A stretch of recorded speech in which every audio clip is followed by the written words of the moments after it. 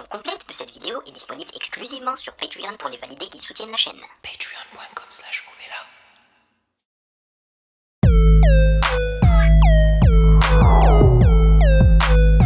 Salut les validés, on dit quoi? Bienvenue sur Ovela, c'est comment? J'espère que vous allez bien. Nous sommes de retour aujourd'hui pour réagir à l'épisode 3 du documentaire produit par Arte ou bien diffusé par Arte de DJ Mehdi Made in France. L'épisode 2 était très intéressant et vers la fin de l'épisode 2, j'ai l'impression qu'ils ont essayé de nous faire comprendre qu'on allait passer à la prochaine étape, c'est-à-dire passer du rap de DJ Mehdi, le producteur de rap, à DJ Mehdi, le producteur vraiment de un peu de tout, quoi, tu vois, n'importe quel genre musical, on va dire, grosso modo. Donc j'ai hâte d'y réagir. Cependant, je ne suis pas arrivé à télécharger l'épisode, donc on va le streamer et on va croiser les doigts pour qu'il n'y ait pas de soucis. J'ai une excellente connexion, comme je vous l'ai dit la dernière fois, donc ça devrait aller. Sinon, avant cela, j'aimerais vous dire que vu que je viens de déménager et que je suis toujours en train de mettre en place mon studio, il y a encore des soucis par-ci par-là. Donc je ne peux pas promettre qu'il n'y ait pas de problème dans cette vidéo. Il se pourrait encore qu'il y ait une désynchronisation labiale comme il s'est produit dans ma réaction de la mixtape de Lafouine, capitale du crime, quelque chose que j'ai surkiffé. J'ai mis la plupart des sons dans mon téléphone d'ailleurs. Donc soyez patient avec moi, c'est avec le temps que je pourrai rectifier les petits soucis que j'ai en ce moment avec mon matos. Anyway, avant de débuter, bien évidemment, je vais lire les commentaires que vous avez laissés sous la réaction du jeudi de la semaine passée. Et comme toujours, sachez que vous pouvez me follow sur Instagram à Music Game News, car c'est là-bas que vous devriez me DM vos suggestions avec les liens. Et bien sûr, j'aimerais vous remercier les validés pour votre soutien. Merci de rémunérer mon temps et mon travail, mais également pour votre patience en ce moment. Ok, j'en ai bien besoin. Merci pour ce café mensuel et sans plus perdre de temps, allons-y.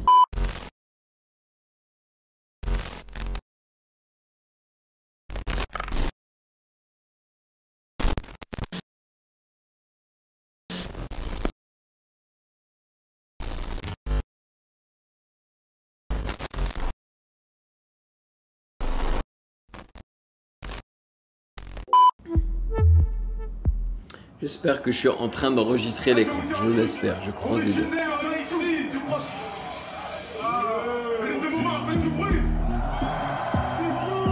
Sachez qu'en ce qui me concerne, donc dans le passé, je suis sur bonne mission. Le peur rap, j'ai donc bêtement, ça fait trop longtemps. Je t'explique en 2-3. Et j'espère que c'est bien l'épisode 3.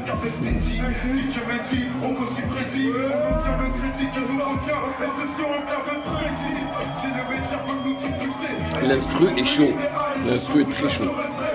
1999. Je garde les traces de mon pain. En fait, DJ Mehdi, pour moi, c'était un bol d'air. Il était lui-même. Nous, on était prisonniers des codes de la cité. On devait faire les durs. On devait survivre, quoi. Et le seul moment où j'étais vraiment moi-même, c'était quand j'étais avec DJ Mehdi. Notre relation, elle était vraiment basée sur l'amour de la musique. Et après, c'est devenu un ami et même un confident. Il y a des choses que je pouvais dire à DJ Mehdi que je ne pouvais pas dire aux gens avec qui je traînais à la cité, au 2001 Zoo. Je pense que DJ Mehdi était une des rares personnes qui savait vraiment qui j'étais. Qui savait vraiment qui j'étais. Si c'était à refaire, j'aurais même fui les murs de la Tess. Avant que je le laisse, j'irais je t'aime ma LAS. Kerry James, si c'était à refaire.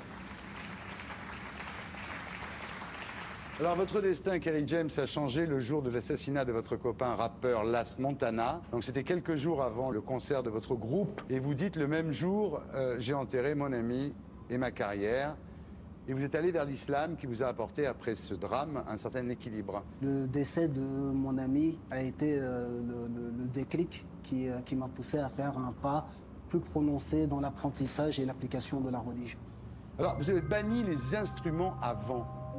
Pourquoi? Et à corde, parce qu'il est parvenu du prophète des textes clairs. Oh, mais concernant, n'importe quoi. L'interdiction de ces instruments. N'importe quoi. Mon premier album solo en 2001 et que je décide, pour des raisons qui me sont personnelles, je veux pas utiliser tel instrument.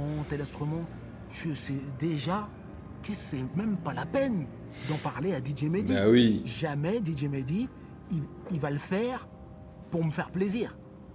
Tu vois, je lui dis, allez, fais-moi. Il m'a fait un beat sur un morceau, sur le morceau d'ailleurs, si c'était à refaire. Tu pouvais pas forcer DJ Mehdi à faire un truc dans la musique qu'il avait pas envie de faire.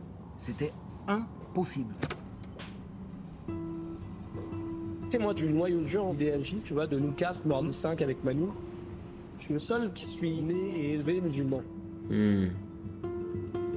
Quand Thierry a commencé de verser là-dedans et de penser en savoir plus, voire de nous donner des leçons, etc., moi, j'étais partagé parce que moi qui suis né musulman, je ressentais pas la même chose. Moi, j'en référais à ma mère, tu vois, qui était à l'école coranique. C'est pas vrai. L'islam n'a jamais interdit ni corde, ni vent, ni... C'est la musique, c'est tout. Ouais. C'est un art. Je parlais musique, moi je parlais album, mais lui il parlait réinvention de sa vie. Il parlait d'un niveau, d'une profondeur avec lequel j'avais aucun contact, ni en tant qu'ami, ni même à titre personnel. Moi j'étais jamais entré en contact à ce point-là avec ma propre spiritualité. Mehdi ne comprenait pas. C'est là que Mehdi il dit je me demande si je suis vraiment un musulman. Il s'est posé des questions lui-même. Vraiment, il en a beaucoup souffert, hein, Mehdi, de ça. Hein. À l'époque, je me souviens, il y avait le roi du Maroc, Hassan II, qui mourait. Et Hassan II, parce que tu sais, il tient son autorité royale, du fait qu'il est descendant du prophète. Et à l'enterrement d'Hassan II, il y avait des trompettes, il y avait des chums qui jouaient avec des grands... Je m'en rappelle de ce jour. Hassan II était encore le roi du Maroc lorsque moi j'ai vécu au Maroc pendant 3 ans. Et on regardait ça à la télé avec Boubacar, Rocco, un autre membre d'IDM. Et on disait, mais le mec est descendant du prophète. Et il joue des instruments avant à son enterrement. Donc quand Thierry dit ça, j'ai dit bon bah en fait ça veut dire que c'est fini. J'avais aussi mes propres trucs à l'époque. Je partais en tournée avec les Cassius, je prenais avec Pedro Winter, j'allais à Ibiza, j'allais à Miami. Et nous on était dans une espèce de cycle de profiter de la vie, dans une intensité et une énergie de malade mental.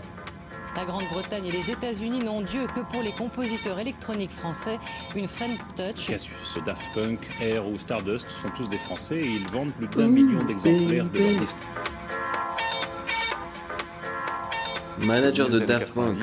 Wow. French Touch place la France enfin sur l'échiquier musical mondial. La France s'exporte et elle s'exporte en groupe. Et le monde a besoin de musique qui fait danser. Et l'approche du 2e millénaire a fait que la musique électronique devient la musique du futur. Et la chance qu'on a, c'est qu'on est au bon endroit au bon moment, et c'est la French Touch.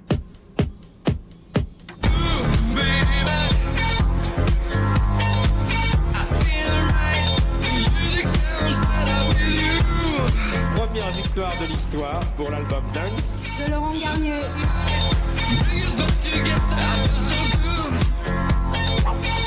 La France est en train d'exploser dans le monde.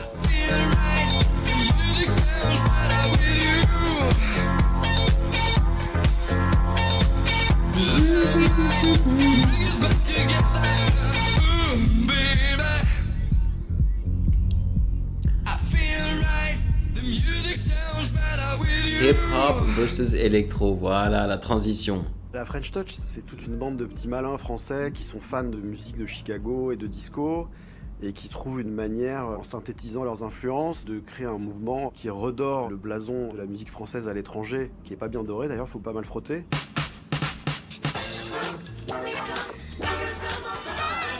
Cette musique, elle est sans langage, un espèce d'espéranto qui est de l'anglais avec des phrases hyper simples, One More Time et compagnie, compréhensible de tous.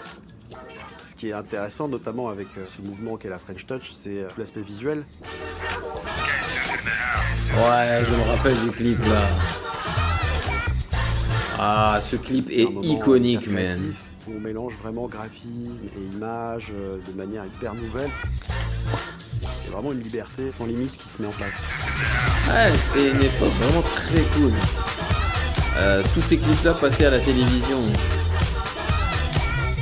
sur MTV, sur Trace TV. La caractéristique, c'est qu'on a fait tous des morceaux qui ont marché en fait. C'est ce qui fait qu'un mouvement tient dans le temps. S'il n'y avait pas eu de tube, il n'y avait pas de courant. Donc c'est qu'on avait réussi à faire des tubes avec une musique instrumentale sans qu'on comprenne que vraiment que tu sois français au départ.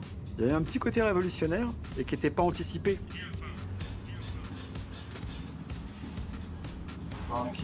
Le fait de rencontrer Boombass et Zdar de Cassius, ça m'a permis de rencontrer toute une nouvelle famille de gens et d'artistes, parmi lesquels il y avait Pedro Winter.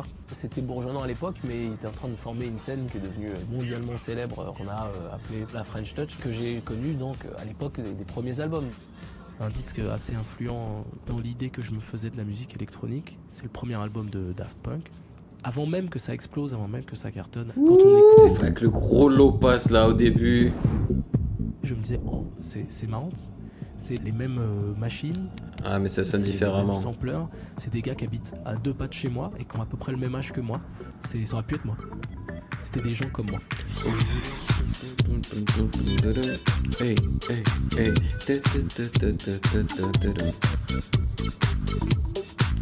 Si la synchronisation labiale est correcte, normalement, je suis sur le tempo de la chanson lorsque je chantonne là. On est en 1997, Homework, premier album de Daft Punk sort. Pierre angulaire de la musique électronique française, c'est le marqueur fort. C'est excellent, man. Pur, ce son là. C'est un classique, mais universel. Il ne vieillit pas. Un mouvement musical à l'échelle mondiale, pour des Français, c'est les seuls.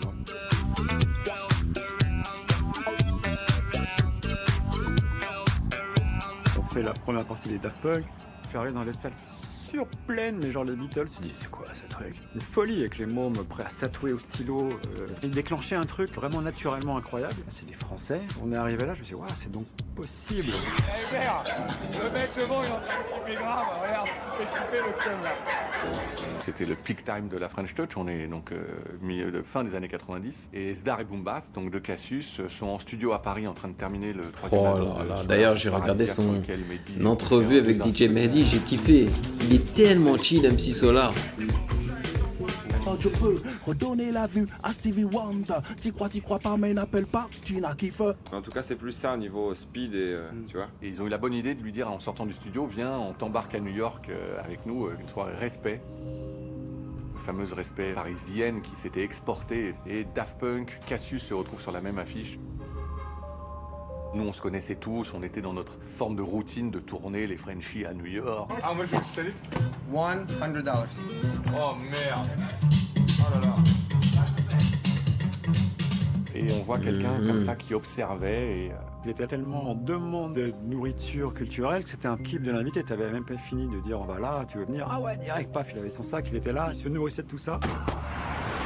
On se retrouve au Twilo, sound system phénoménal. C'est le club ultime new-yorkais. On en parle de Tokyo à Berlin. C'est la référence ultime de la House Nation.